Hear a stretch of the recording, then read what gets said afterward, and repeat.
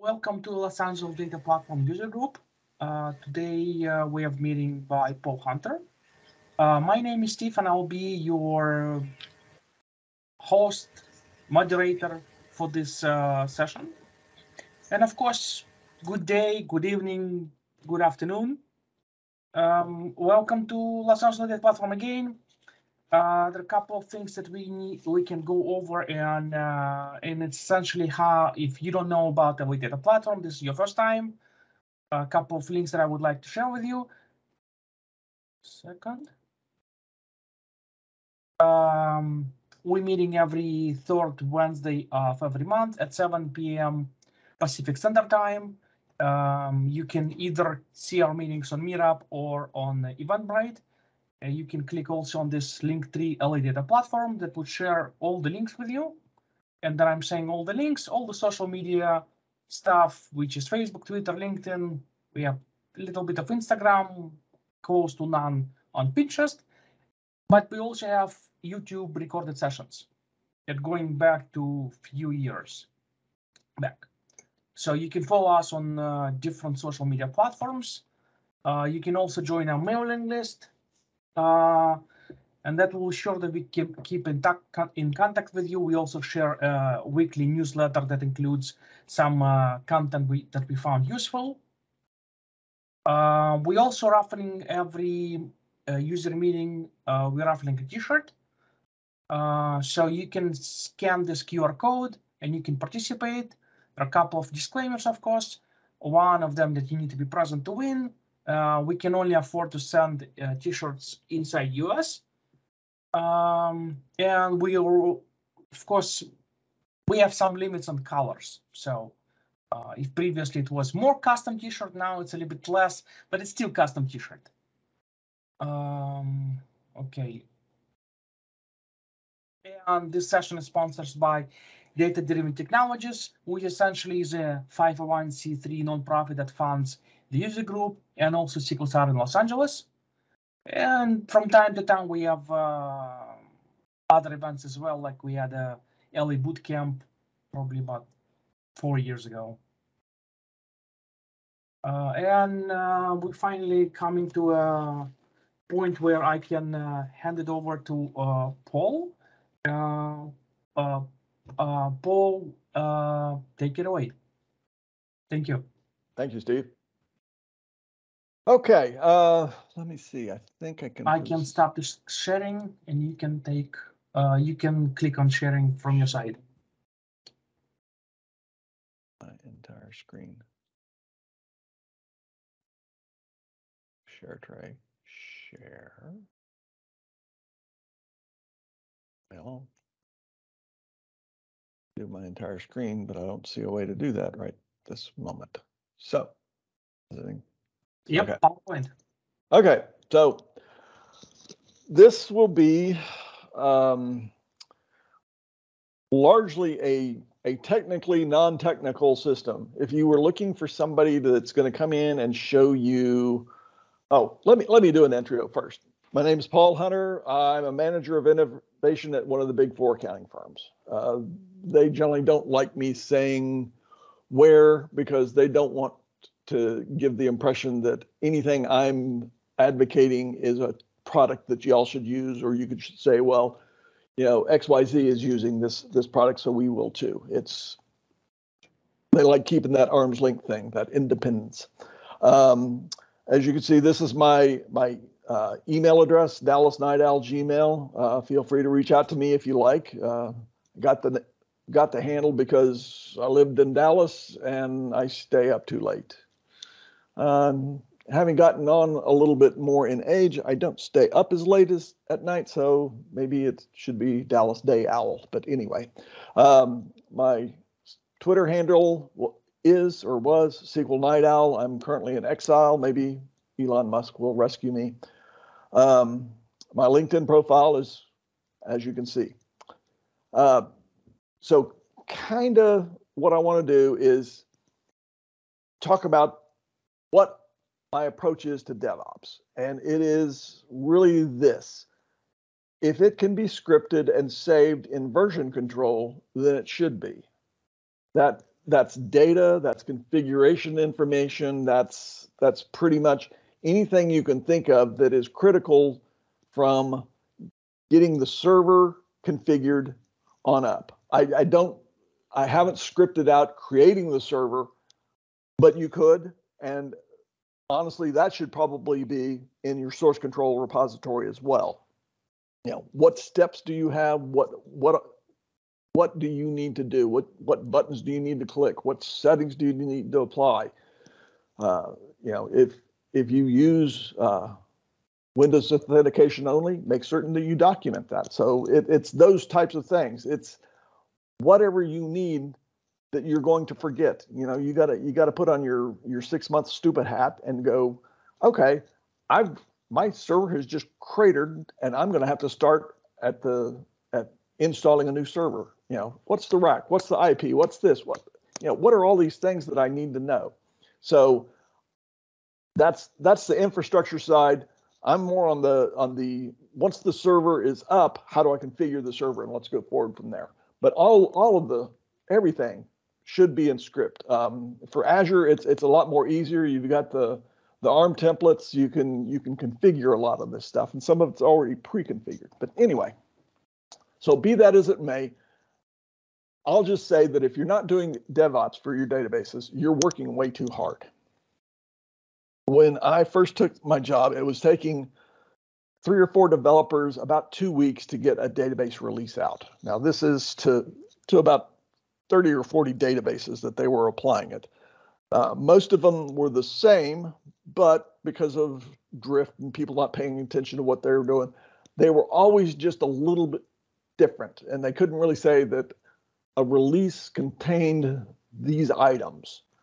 And so when I came on board, that was one of the things I fixed. I put as much as I could into source control, and I'm putting even more into source control as we go along. So if you're looking for a demo of how to set up Azure DevOps, this is not this demo. If you're looking for how to get Jenkins or Octopus deployed to work, this is not that demo. This is really just a high level, let's look at what DevOps is. Let's think about the process, because that's really what DevOps is. It is a process. How do I get code from inception into a higher level environment? And then how do I make that a repeatable process so I can take it from my developer laptop to my dev environment, to my staging environment, to my user acceptance testing, any other environment you want, clear on up into production. All right. So, like I said, if you're not doing it, if you're not doing DevOps, you're really working too hard, but it's hard work to do DevOps. It's a culture shift of thinking about, okay, well, I'll just apply these 4 or 5 scripts and off we go to the races. So introductions, we've already done that. Hi, I'm Paul. My delivery story, which is what I was talking about, how long it was taking to get a release out. 4 people, 2 weeks, or 4 people, 2 weeks. That's, that's basically 2 months, and they were doing a release. They were doing at least 4 a year. Now we're doing it every 5 weeks. So the pace of delivery can speed up once you have DevOps in. It becomes more repeatable. You can say, well, it's going to take us X length of time. Well, the X length of time I got it to was it was taking right about 45 minutes to an hour to deploy our databases. And I thought everybody was real happy with that, but I was unhappy. I wanted it to go faster. So I found a way to go faster, and I'll share that with you. So I got into DevOps accidentally. I'm largely self-taught at SQL Server. I'm largely self-taught at DevOps. I'm largely self-taught at PowerShell. I self-taught myself by going to events like this and SQL Saturdays and attending user groups and everything else like that. The over 25 years of experience is fun. I started with version 6.5. We moved to 7, and then there was the wonderful SQL 2000, and then on up the pipe. So no, it was 6.0, not 6.5. Right after they split from Sybase. I've got my MCSE in Management and Data Analytics from 2019. Friend of RedGate since 2019, and I'm continually working to hone my craft. Oh, I've already done this one. Where we started, it was taking us too long to release to about 40 databases. It's taken about 120 hours collectively to get it all out. It was inconsistent. They failed to deliver one or two overlooked features. It was just kind of a mess. Where we are now, we've got the same applications. Nothing's really changed. Well, we've added new procedures and a couple of new tables, a couple of new columns and stuff like that. Except there's now more than 100 databases, and that was what was taking about a half hour, 45 minutes to an hour to release all the databases. Now I've got it down to about 5 minutes flat. And that's one of the success stories I want to share with you. I've had 0 failures. Well, I've had 0 failures until I upgraded my PowerShell library on the server and blew up our production release. So self-inflicted wound there. They will occur. You got to know how to recover from them. And we've had 100% consistent database delivery, except for this latest one, which happened last week. So where are we going? We're going to the cloud. I think that's everybody's story. They're going to really what it is. The cloud is just somebody else's computer on some other network that you have access to. That's really all the cloud is. All right. According to Gartner, DevOps is a change in IT culture. It's focusing on delivering stuff. It's a culture shift to move things left towards the development process, so that you discover where your mistakes are earlier, so that you can correct them by the time you get released. So if you think about it, this little thing they've got with the plan, code, build, test, plan, code, build, test, plan, code, build, test, you are going to do that to your development environment continuously. And that's one of the things we did. We said we're using TFS. We set up gated builds. We use the RedGate tool to do our database builds. If the database build doesn't work, then the check-in is rejected, and you have to go back and fix your code before the build can, so the build can work. So that's very important. And then we do the release and deploy to dev. Once we have the release and deploy to dev, that can fail because you've overlooked something. Go back and repeat. Build code test, build code test, build code test. Now you do a release. Once you get out of the dev cycle of build code release, release to dev, deploy. Now, then you can move into the operate and monitor phase. That's kind of the back end of the pipe.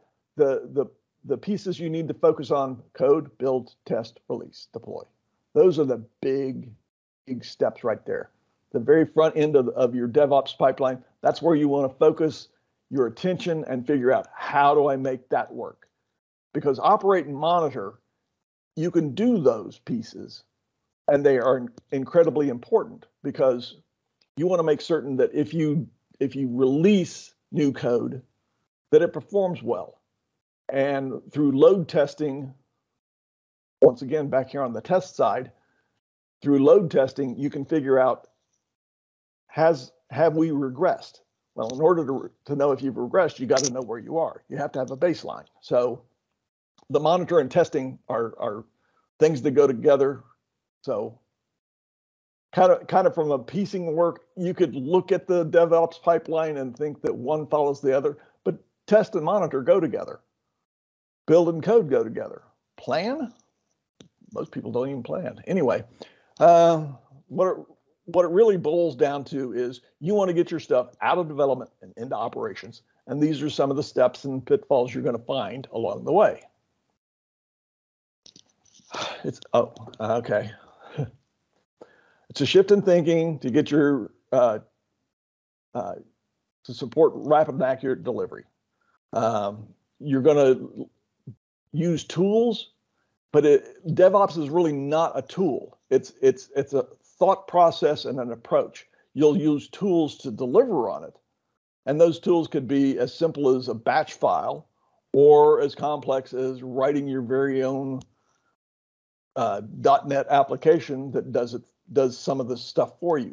I don't advise that. I use PowerShell a lot because it's very flexible, gives me great control, and lets me play around and beat things up. Your tooling is important because you don't want to pick a tool that's not going to work in your environment. It doesn't make sense to use SQL, try and use SQL Packager on a Oracle database. It's the two they're incompatible.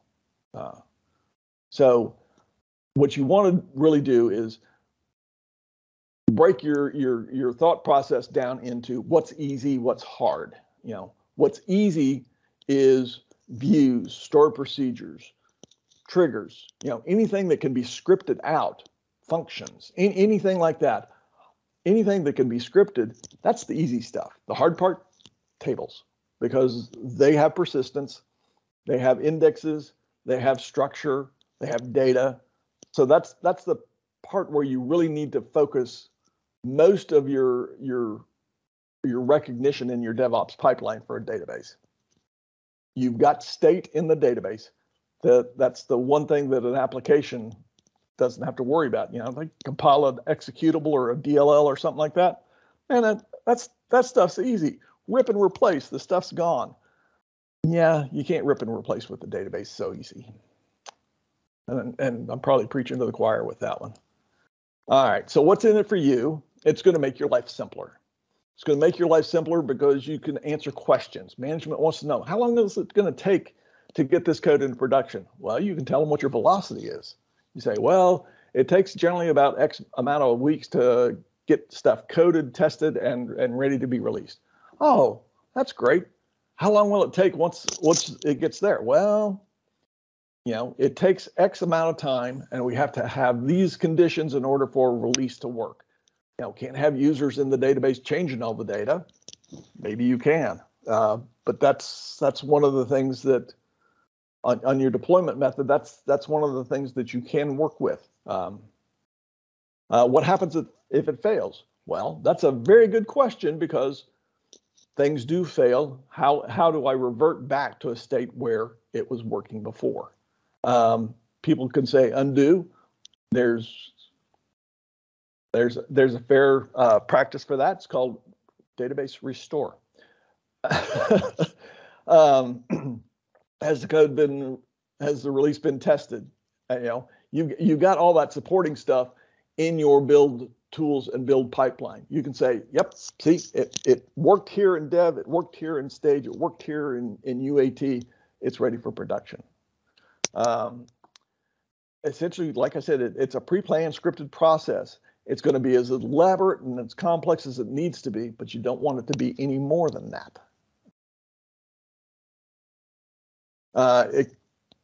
DevOps really comes, or for databases, it really comes in two different flavors. There's a third one, a hybrid case. I don't really like that one, nor do I like the code first. I'll start at the bottom. Code first. It's good for doing demos and prototypes and stuff like that because you've got your .NET code and your database code and everything else there. But I've found that doing that is really just not a good idea because a date is going to be a date time. Most of your string values are going to be in varchar max. you're going to do integer data types.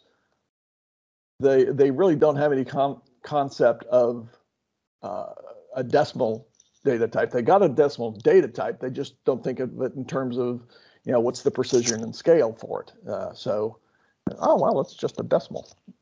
Yeah, well, those things matter. So like I said, it's good for demos. It's good for prototypes.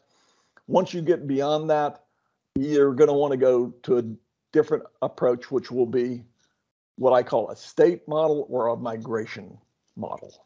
The state model is basically you take a snapshot of what your database is supposed to be. You have everything in there as a create script.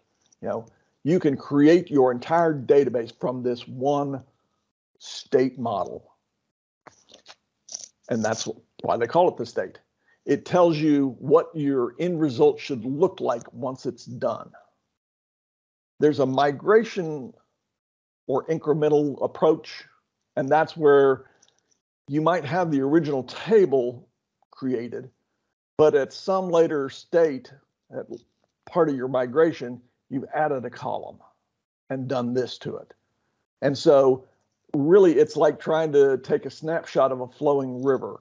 Yeah, you're going to see that, but those drops have gone by once that picture's taken. So migration is great for well-established applications. You don't really have that much variability. You might throw in a couple of new procedures periodically. Once again, mostly scripted stuff. Tables are very stable. You're not going to add new stuff to a customer, or you might have some kind of new requirement, but it's going to be pretty well scripted out and know what you're doing. So those types of things. Oh, and the migration one is the good. If people are still in your database, you can kind of get in there and do a migration release without kicking everybody out. It's risky, but at least you can do that. But your changes are really coming as a flow, and so you don't really have a version. This is what the database looks like. I like the state. I'm going to be flat out honest with you. State model works for me the best because I know what I'm supposed to have. What I'm supposed to have looks like my repository at this point. I don't have to worry about my repository looks like this, but I've got these 1,700 different change scripts that have taken it from versions 1 through 12. It's all right. I'll get off my soapbox. I prefer the model-based approach, but the migration approach is gaining traction. Flyway is a product that RedGate has bought. It works well. DBUp is another tool that works with that. I think the Visual Studio database projects also work with it. Okay, so to get started, what you want to do is put everything into source control. So everything needs to go in as a source script. It's all a create table, create this, create everything. You should have the data in there, or at least the critical data. If you've got a list of states, well, we're not going to add any new states anytime soon. So yeah, a list of states could work. States, abbreviation, sort order. You could have regions in there if you want. Cities, counties would be another one. Zip codes. Zip codes are really kind of fun if you're doing CAS certified mailing. You can buy all that data, and based on that mapping information, longitude, you can get that type of stuff for like I think they do it for the post office in each zip code, and you can kind of figure out distances between. It's not exact, it's a rough, but yeah, it's kind of cool stuff. So I can see where all of that stuff should be data in a file that could be BCP'd or loaded in some shape, form, or fashion. So if you want to get started, let's go ahead and start off with how can I script out my data? Well, you can do that through SSMS. Steve, can you help me out? Is my management studio showing up? Am I presenting the whole screen, or just my, No, just one? I can only see PowerPoint. Okay, let me see what I can do. I'm gonna minimize this, minimize that. All right, I'm gonna go back into Teams. Where are you? Teams. And then I'm going to say this. I think I want to do this. Where's your shared window? Okay. Is this my shared window? Still PowerPoint. Okay. So you can click on share and change the screen or change the application. Okay, well, not exactly what I was hoping for. So I'll do this and I'll do here. Well, that one. Nope. Great.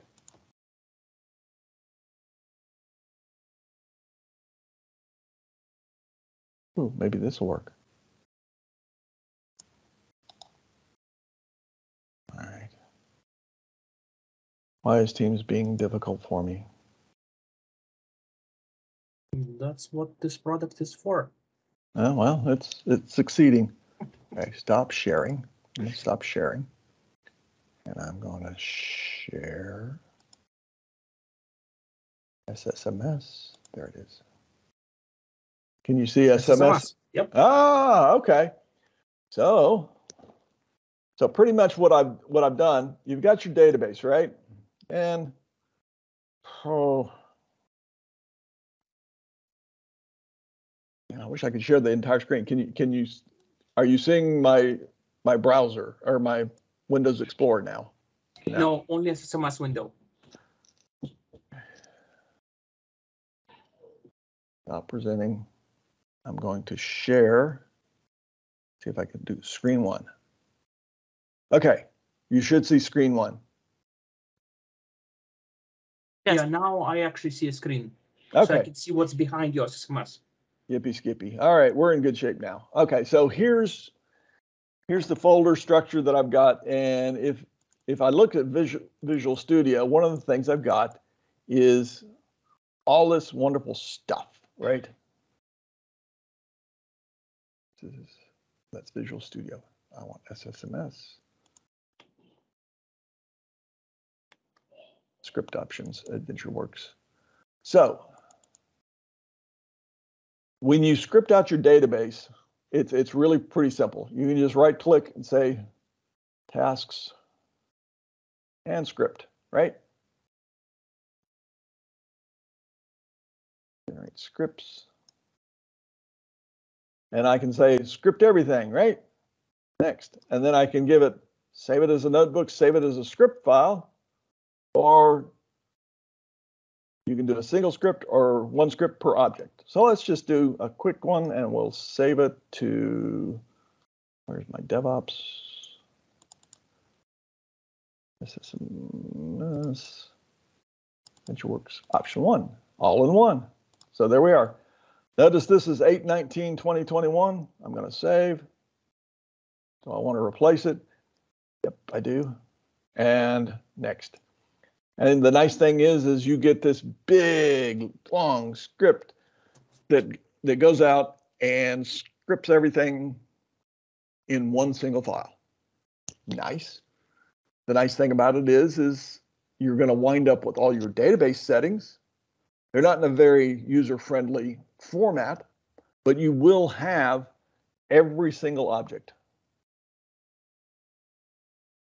I'm going to cancel that one. I'm sorry. I thought it went much quicker for me when I guess I'm not sharing Notepad++. So what, oh, well, all right. So what you wind up with is, you know, if you say script database as create to clipboard, it runs that, and you wind up with paste. You wind up with all of this stuff. Like I said, it's great, but it's not exactly user friendly, and it's not exactly source control friendly. Yes, it's good that it says your ANSI defaults, null defaults are off, and ANSI nulls are on, and padding is on, and everything else like that. But in order to do that, you have to script out the database. Well, I like a more automated approach, but that's what you wind up with in a scripted out database when you script the database by itself. The other option is tasks, generate scripts, select your objects, select all, and then you can uncheck things that you don't want. Like, I don't know, maybe users. You don't care about the users. So I'll leave users out. Some people might want them. User-defined types, views, tables, blah, blah, blah, full text catalogs. I have a full text? Well, I guess I do. All right. Next, I'll do save scripts as one at a time. And the reason I'm really doing this is because I wanted to show you this handy dandy little utility, scripting options. Scripting options number 2. Okay. And what it's going to do is it's going to put each item into a file. Next. Okay. So that's handy, but they all come into the base folder.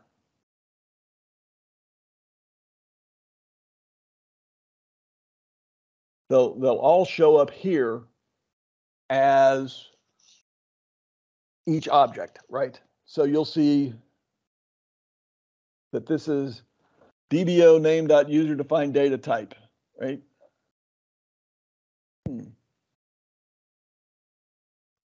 Human resources. Oops.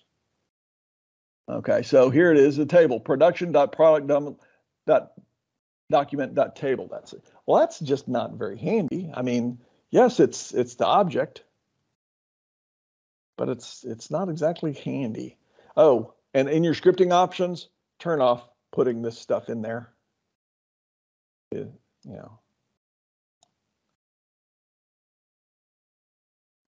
you really want object there?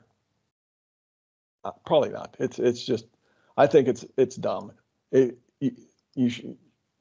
should be advanced enough that you know how to go ahead and tools options.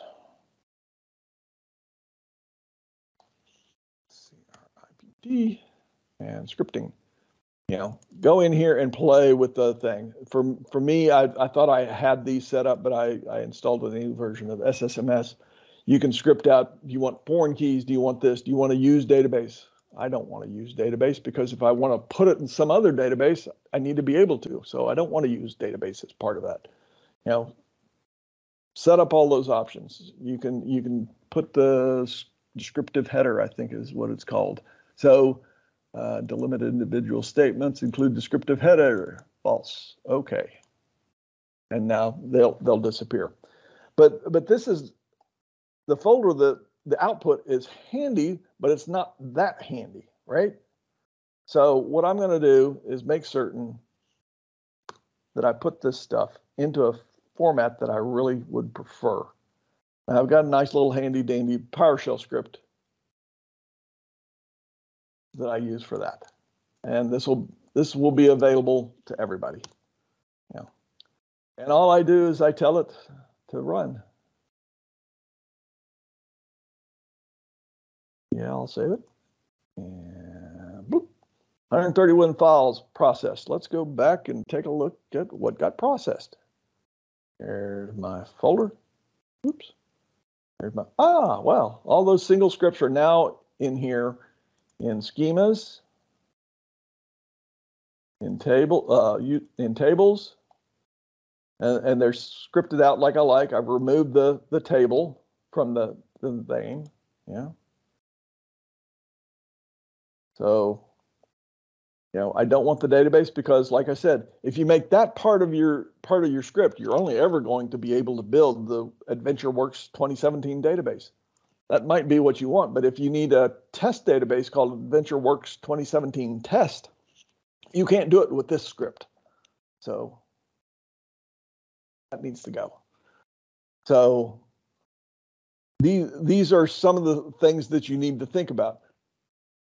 is your database always going to be called AdventureWorks 2017? If the answer is no, man, you need to fix it. So now this stuff is ready to be at least loaded into a source control model of your choice. Okay. So let's go back to the slides and see what we got here. Visual Studio has a database project. I kind of like that database project because I work with a lot of .NET developers. And so, did I not start Visual Studio? I guess I didn't. Okay, I will do that. So what you can do is import a database. I've already gone through the steps. There's a few gotchas I'm going to mention with this. If you don't fix the project, properties,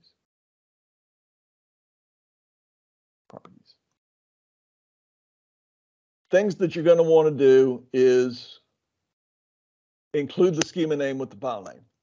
This way you get tables that are in DB.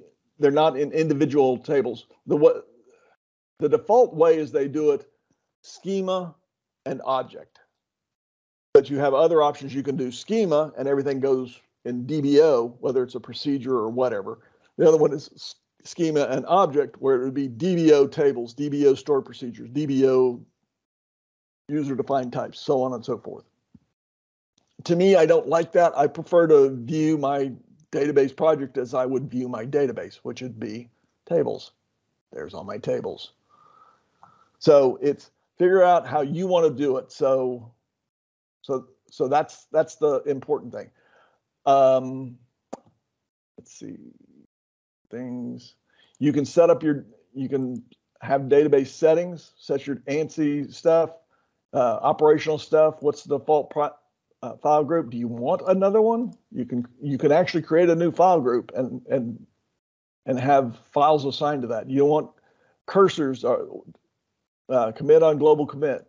So this is all handy if you're using SQL Packager, because it takes care of a lot of this stuff. So at least it leads to some level of being able to configure your databases through a point and click system, right? I prefer, like I said, I prefer scripts. You can do CLR builds, wonderful things like this, SQL command variables if you've got stuff there. You can use SQL command. Once again, it's another tool. I don't use it as much because I found other ways of doing things. When you, one thing I do is I just add a folder called deploy, and I'll have pre and post scripts. A pre-script is going to be anything that I generate that would plow the road so that my database release will succeed. This normally applies to tables. It could apply to functions, but it normally applies to tables. The pitfalls you're going to run across are you're adding a column to a table that doesn't allow nulls. Well, you put it in your model as not nullable. Well, that's great. But when you go to deploy that, it's going to fail because you're not going to have values unless you provide the default. But maybe the default is not what you always, it's not the same default you want for everybody. So you'd have to have some kind of post-deploy script that would say, okay, I know I went in and made everything false, but here are the ones that are true. Or everything I set to 7 when really some of them are anywhere between 1 and 100. I just, 7 was the most common. So, but what you want to do is set up data objects, like on person address type. Okay, for me, if you look at the person address type table, right? Not exactly what I want.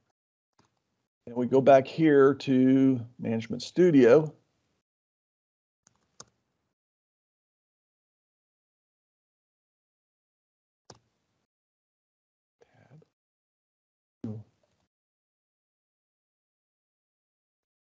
Add stuff in person table person.address type. We got a cap locks on. There we are. All right. Anyway, go to my AdventureWorks database. Execute.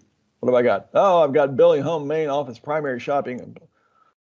All right. Well, that's great. If I go back to my Visual Studio, each one of those should be in my script. All right. So where's Visual Studio? It's way over here. There it is. Person.address type. Copy. Let's go back to SQL.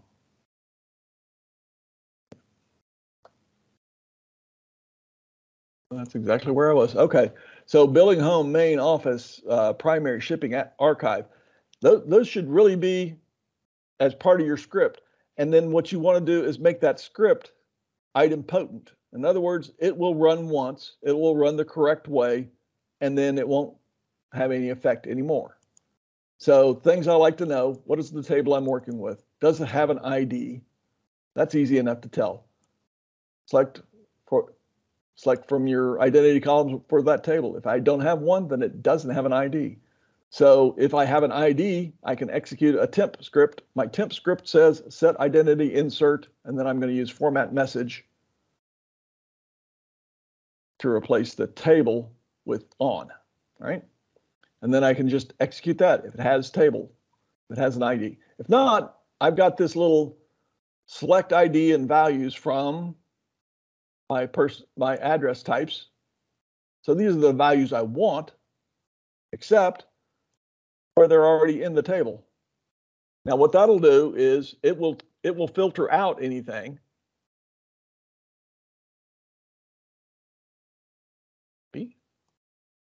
It filters out anything that's already in the table. Handy dandy. Oh, well, why is that? Well, it should be. Let's see, select person address type. Billing archive. So I've got 1 office, 2, 3 is vacation. Well, 3 it says main office. Okay, so what it's doing is it's telling me everything that's in this group, not in this group. Right?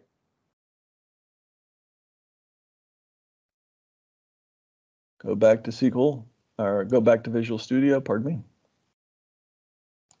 So then what I could do is a merge.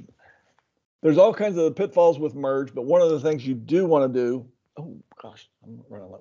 One of the things you do want to do is make certain that you're not,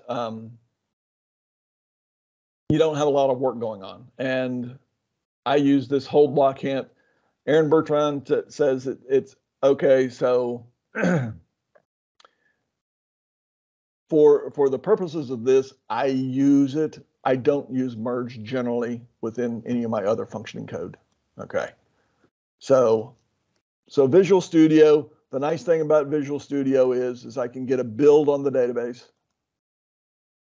My build is going to run, starting rebuild, rebuild all succeeded. When you rebuild your database, okay, when you rebuild your database,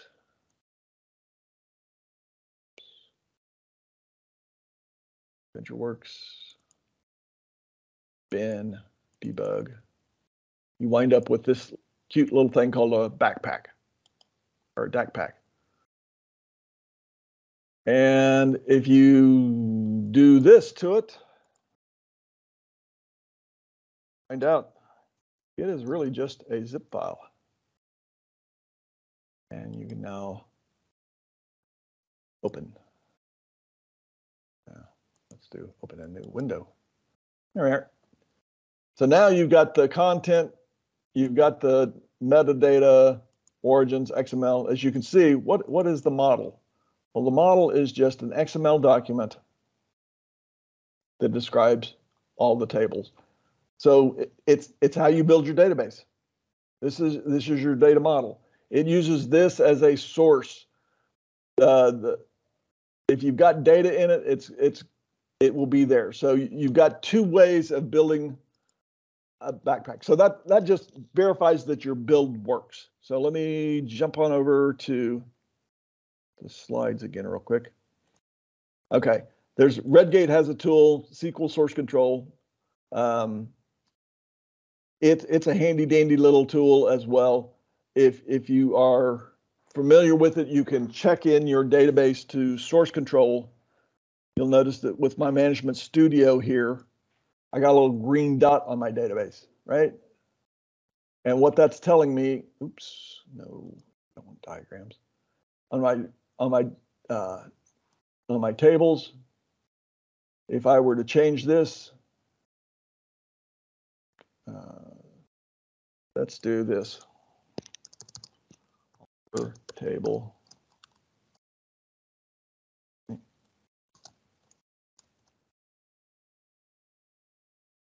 Person address, add, and null. Okay. And now I've got a new column in person address table type called foo.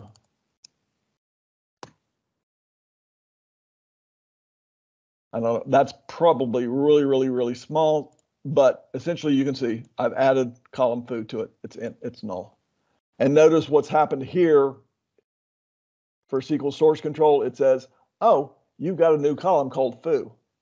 And if you use SQL source control, it will allow you to see what's changed from the baseline. It added foo int, and you can save that. And if you have it, if you have the changes, if you have it set up for source control, you know, you can link it to your source control repository. You can check things in, check things out. Handy dandy little thing you can do. And that's one thing I don't like, is it recompares every time. You can then say, okay, well, I only want to add that one. And then if you go save, and now it's gone. Your blue bar is gone. Now that I'm only going to have two changes. This is just a simple refresh. You can get your latest from source code to pull things into your model. Not a bad thing. So handy dandy tool, RedGate SQL compare, SQL source control. You can also set up locking so that only you can get in to an object because you've locked it. That can be handy if you're working in a shared database and other people are trying to change the table that you're trying to change, or the procedure you're trying to change. So definitely worth a look. Right, so we'll go next. Idempotent, that's where we were with the scripts in Visual Studio. Like I said, I like working with the database project, not necessarily because of the database project I find to be superior.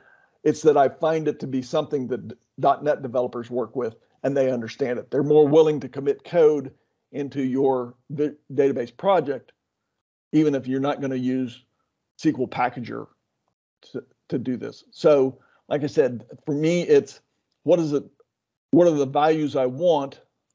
What values am I going to eliminate? Then merge based on the IDs, set the name equals the name. This will allow you to do case-sensitive compares. It'll pop out if you put in there, if Office, you now want to be all uppercase, that will cause that to pop out so that you can say, oh, well, I need to update and set the name to this. So then once I'm done, when it's not matched, I'll delete it. In fact, I could probably run this, Control A, Control C, Management Studio, Control A, Control V.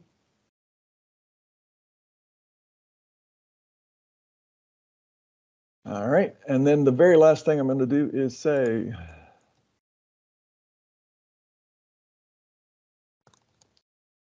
might blow up, but hey, nothing like doing things in a lifetime. All right, let her rip. Boom, error card. All right, here's what I'm going to do.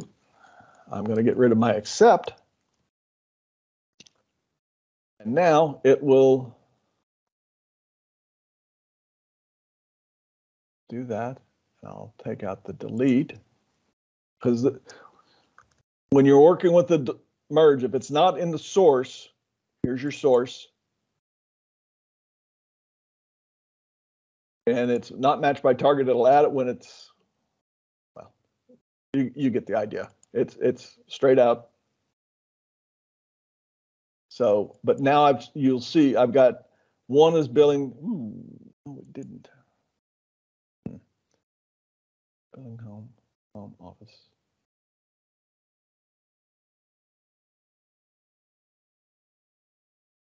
I am not understanding why. When that name.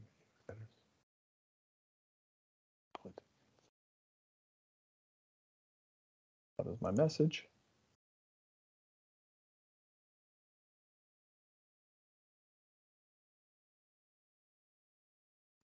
All right.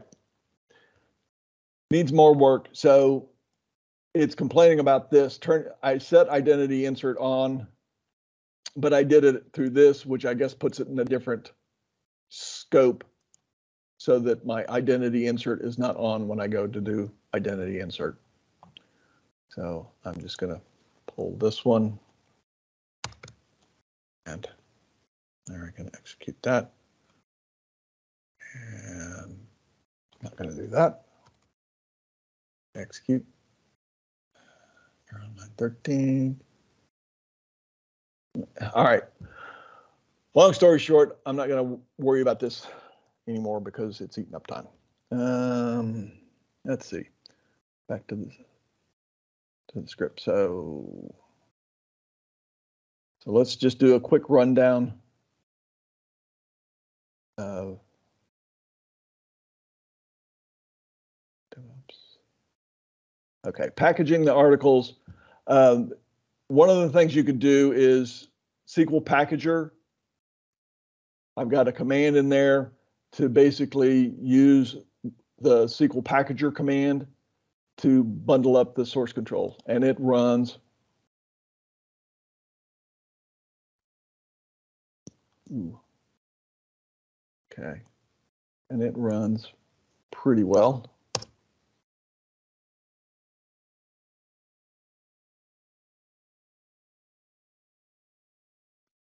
All right, extracting schema from the database, and we should see a new backpack popping out here.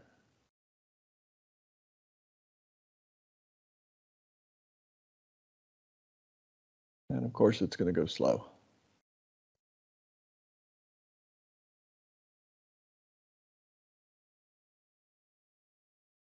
Ooh, more export info.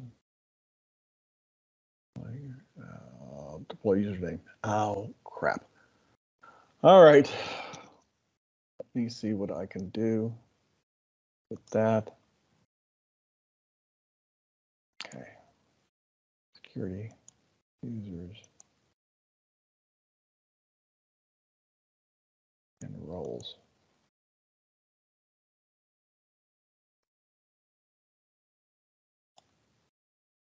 Properties.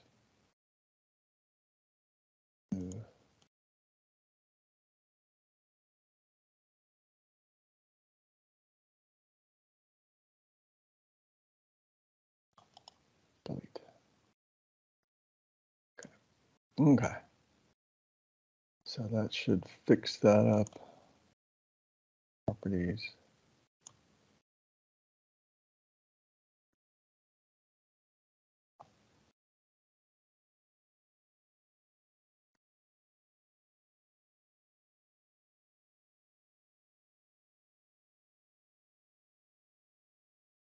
Okay, well, we'll do the other one. It goes quicker. Anyway, that would be, I'm just doing the schema only.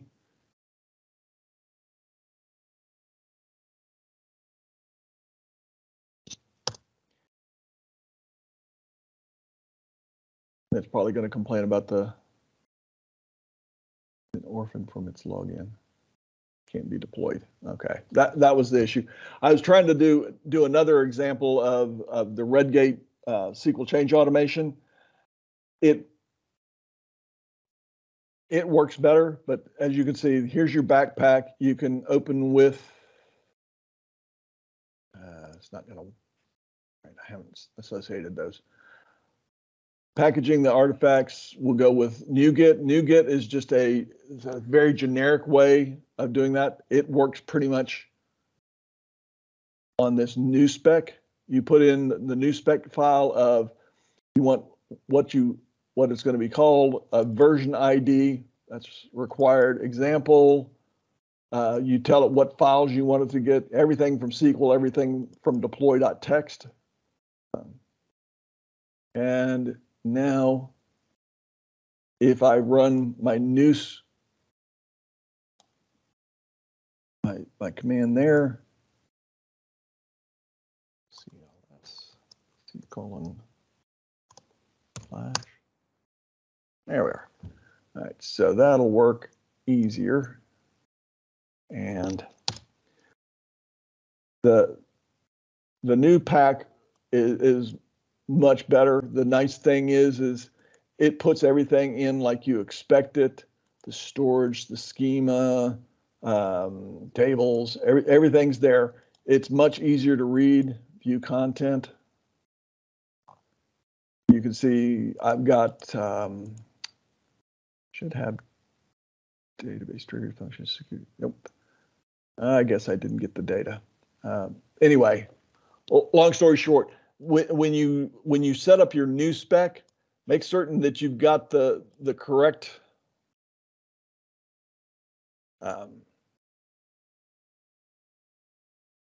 Notepad++. There we are. Make certain you've got the right source and destination locations, that you've got star.star probably. That'd work. All right, let's try that again because it worked. All right. So there we are. Okay, so, and crapola, it's still not showing up. Should have a deploy folder here, and it's just not showing up for me. It's a tweak out to get that information. The long story short is it's a lot easier to work with because there's a package explorer, but once again,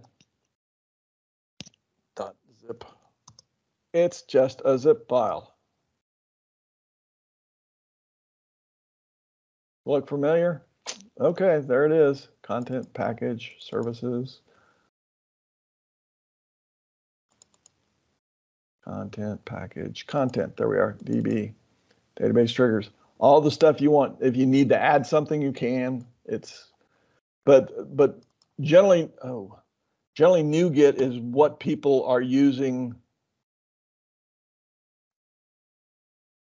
to move their packages around on the server. Let's see, packaging RedGate compare. There's the AdventureWorks. There's the output from the RedGate compare tool. SQL compare is a wonderful tool. Here's the source repository for that. SQL change automation. Yeah, that didn't work for me. So let me show you the PowerShell script. Utilities. Convert to SQL project, idempotent examples, and then SQL Server. Pretty much what I used to do. This one is very handy. If you ever need to know what order you need to apply your data in, you can run this script and it will tell you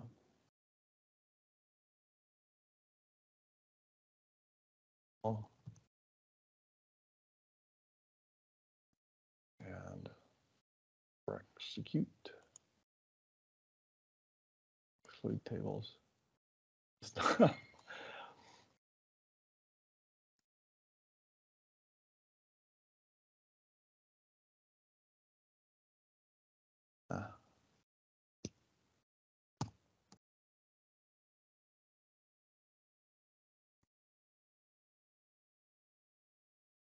This is supposed to get me every.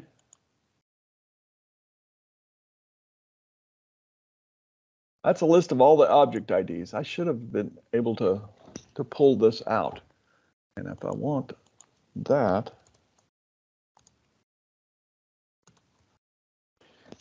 oh well. Long story short is it uses the sysforeign keys to tell what relationships exist, and then I use a recursive hierarchy based on the tables from the relationships. And this worked for me last time. But what it will do is tell you, in order to do an update to tables, get your lowest levels. You'd sort by level. So you sort by relationship level and then the table name, just because I have a way. So anybody with a 0 relations means it's unrelated to any other tables. You can load that table first. The ones will have tables that are in the zeros that have some kind of relationship. 1, 2, 3, 4. So however deep your relationship hierarchy goes, it will deliver the tables to you. And then what I do is I save my tables with the same name in my data. I save them in the same name as the file. And that way I can just say, okay, grab my scripts in this order, because I can sort all this stuff in disk and load it. I'm baffled as to why it's not working. Table filters.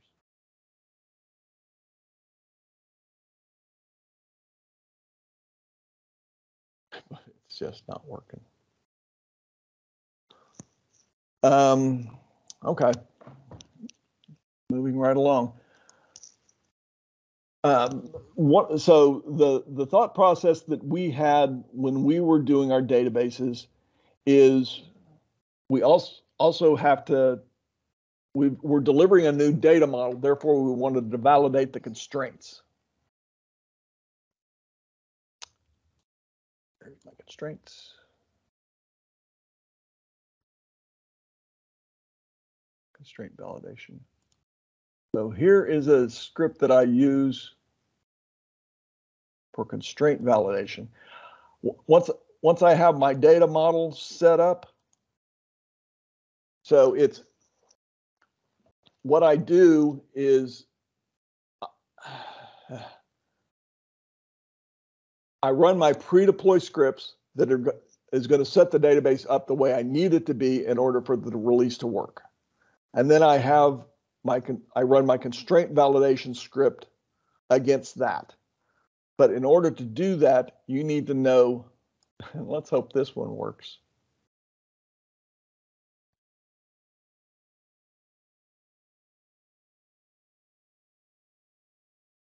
All right, so for me, word constraint.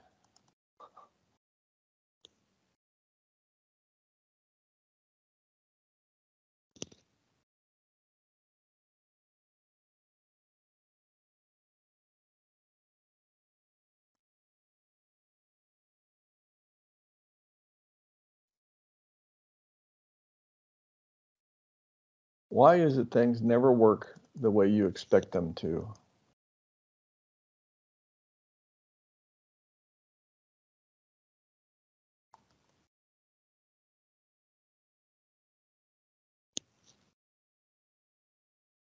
I think that's it. Okay, So yeah. All right, let me save that real quick. So what you wind up with here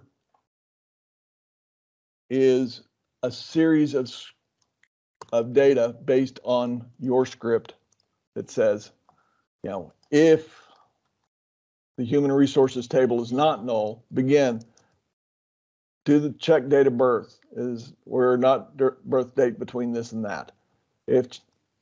Then I just insert into a checks table. I can't enforce what constraint I've got. That's why to me, everything needs a name. So everything should have a unique name.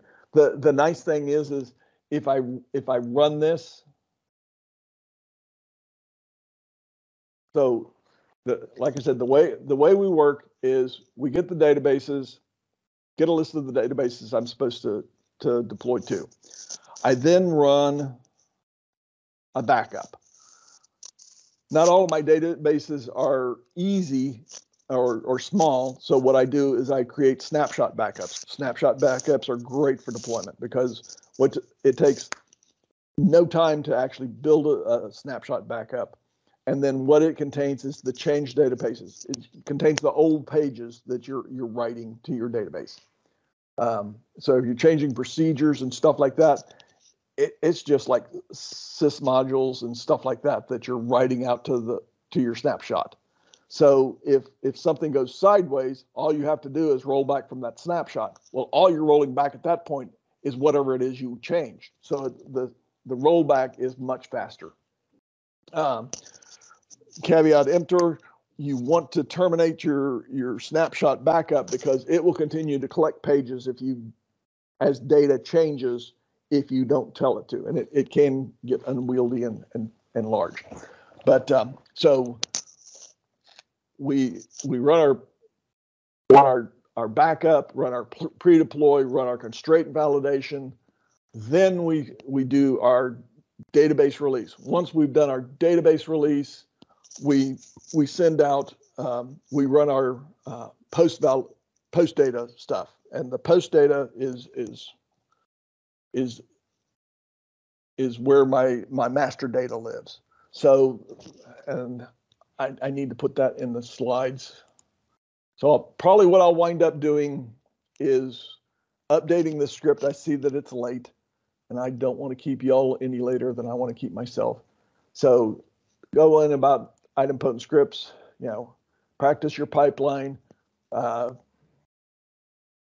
This could obviously have been more polished and better worked. I apologize for that. These are some of the DevOps tools you can do.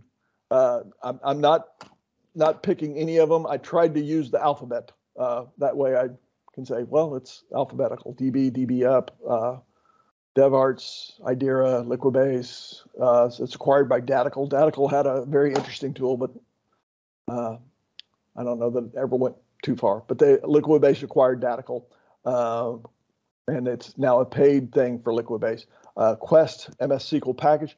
It's a command line tool. It's a great tool if you've got a simple database. I highly recommend, but you lose a bit of control, and trying to understand the documentation can be a bit difficult. The RedGate tools, I really like the RedGate tools. I'm not going to pull any bones. Their deploy, their SQL Compare Pro, Flyway, SQL Change Automation, all that stuff is good. So what I'm going to do is go ahead and get the rest of these scripts working again so that I deliver at least functioning code to you.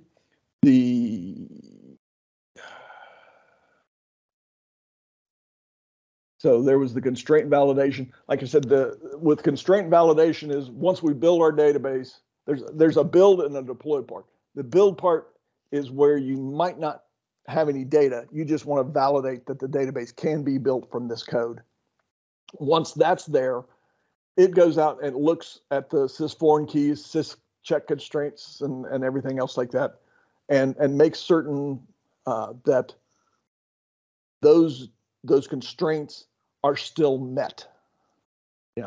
And if they don't, it will tell you exactly which ones don't. It runs top to bottom all the way through. If you run that, and then you can make a judgment. Are these constraint checks serious enough that I need to stop, drop, and fix the data, or do I need to do something else? Let's see what else if I got in my little goodie bag. Item potent examples, SQL Server. Like I said, when it comes to scripting out,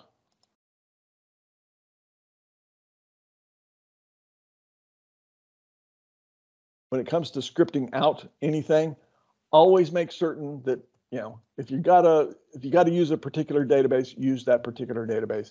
For MSDB, do I have the, check? Do I have database mail configured? If not, blow on by. If not, let's go ahead and set up database mail. Here's how I do it. So this is kind of an idempotent script. Things I'm looking for is database mail enabled. Here's my dev values, that I need to use. What environment am I in? Am I in my dev environment, staging environment, production environment? I'm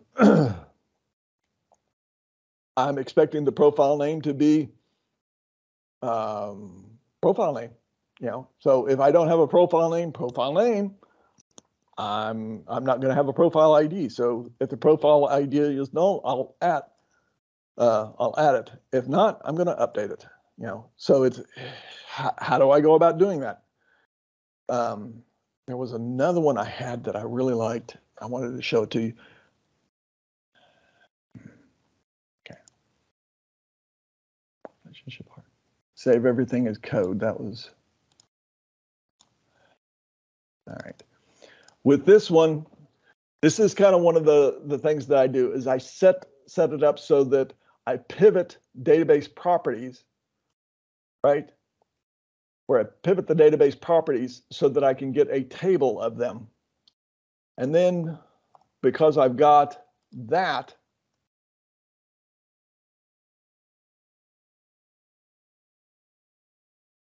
since I've got that, right? Now I can say, okay, I can use that except logic to say, okay, here's what the database properties are supposed to look like. So this is the property and this is what its raw value is. And then I can say,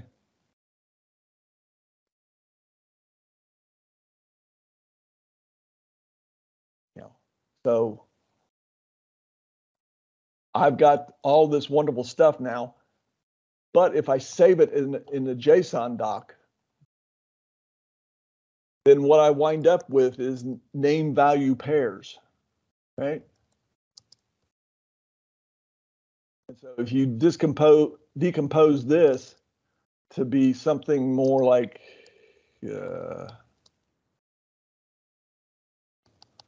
this, now when you check that into your source control repository, and I'll probably do something like that. Oop. Don't you just hate it when that happens?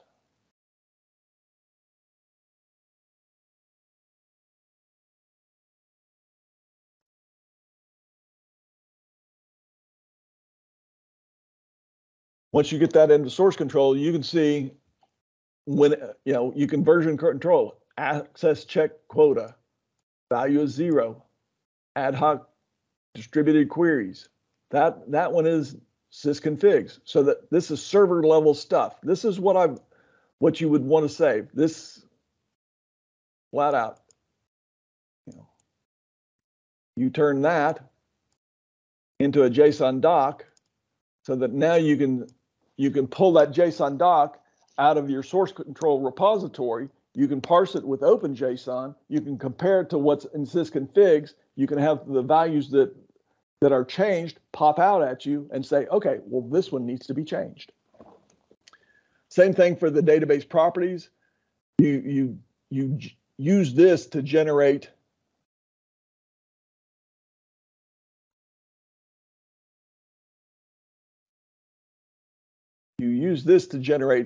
the source data for once you get it the way you want it to be. And then you can say, okay, now I can compare that to what the system is, and you can see this is how my database properties have changed, and do I need to change them? So if is stale page detection on, if that doesn't matter to you, get rid of it. You know, if any of these, whatever it doesn't matter to you, get rid of it. Make your JSON doc smaller. Make your configurations go faster. So it's really just you're going to have to rethink what a database looks like, what a database deployment looks like. Do I have file groups? If I have file groups, how many? Where are they? How many files are in them? What sizes? You know, other things that you can think of that you might want to look at is what is your cost threshold for parallelism? What is your max stop? You know, all these other wonderful things, max server memory, min server memory. All of that should be configured. It could be based on a calculation that has to be done to say, okay, my server should look like this, and you have a process that makes it look like that. Like the easy part is store procedures, the hard part is data. Whenever you're changing a table or adding foreign keys or anything else like that, adding a brand new table that's going to be related to another table, you got to plan that out, and maybe you have some generic pre-deploy stuff that says, okay, well, I'll add it with the default of 0, but then I'm going to drop the default of 0, and I'll go through this process to set what the correct default needs to be. You know, so really the sky is the limit. Just think of how can my database release go better? And once you have that, then it's one of those, you go home at night and people aren't bothering you saying, well, this procedure is missing or this one is misbehaving. You know that the code is out there and that it's probably out there correctly. All right. I think I've chewed up way more time than I intended. And so I'm going to hand it back to you, Steve. Let me see. Oh, DevOps tools. These are some of the code editors, source controls, control flow packages, and resources. Stackify. These are some of the places I go to read about DevOps.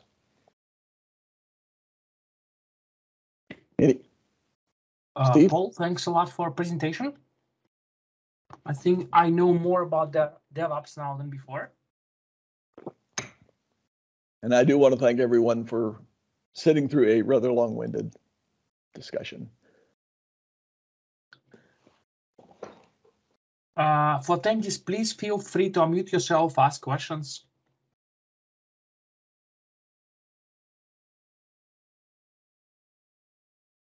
Okay, I see one comment from Prasad saying, one doubt, can we handle backups of data and log files probably in DevOps? Sure, sky's the limit. You know, if you know you're not precluded from doing any kind of a backup that you want. You know, if it's you can do whatever you want during your DevOps process. You just need to allow time for it and understand why you're doing it and what is the correct place to do it. Is it before you do your database release? Is it after you do your database delete? Thank you for attending Los Angeles Data Platform User Group. Here, see you, I guess, next time in May. See y'all in May. Thank you, guys. Thank you. Bye-bye. Have a good evening. Bye-bye. Bye.